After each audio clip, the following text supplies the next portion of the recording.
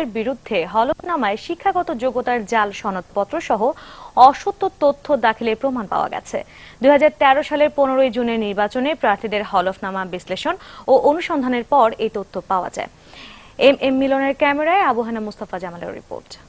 একজন জনপ্রতিনিধির যে গুণগুলো সাধারণত থাকা উচিত একজন নেতা হিসাবে, তা সে সৎ হতে হবে, মানুষ তাকে বিশ্বাস করে এরকম কিছু কাজ করতে হবে।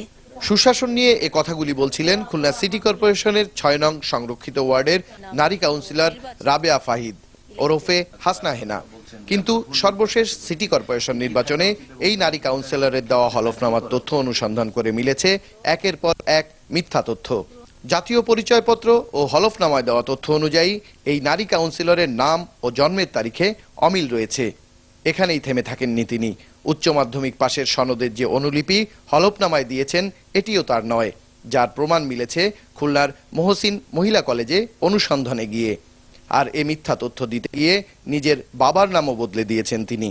হলফনামায় দেওয়া সার্টিফিকেটে রাবেয়া ফাহিদের বাবার নাম খন্দকার রফিকুল আলম হলেও মূলত তিনি আজহারুল ইসলামের মেয়ে। হায়ার সেকেন্ডারি সার্টিফিকেট এক্সামিনেশন এখানে এই যে 1993 এটা সাল উল্লেখ করা আছে, কিন্তু ওই সময় সাল উল্লেখ করা ছিল না। প্রথম আমাদের কাছে এটা পার্থক্য ধরা পড়ে।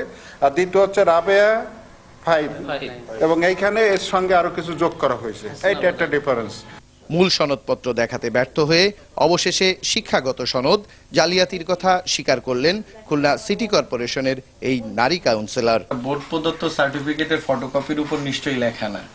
না, রাবেয়া ফাহিদের পিছনে হেনা, হেনার পিছনে আমি হাসনা হেনাটা লাগিয়েছি। আমি 3 মাসের ভিতর আমার পুরা বায়োডাটা একদম ক্লিয়ার করে দিব।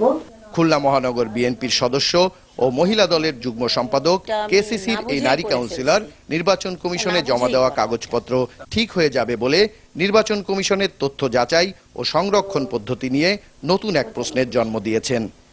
আবু হেনা মোস্তফা জামাল, মাছরাঙা সংবাদ, খুলনা। সংবাদের এই পর্যায়ে বিরতি নিচ্ছে, ফিরে অন্যান্য খবরের সঙ্গে থাকছে। শর্তের নামে হঠাৎ কোনো পোশাক কারখানা বন্ধের পক্ষে নয় সরকার বলে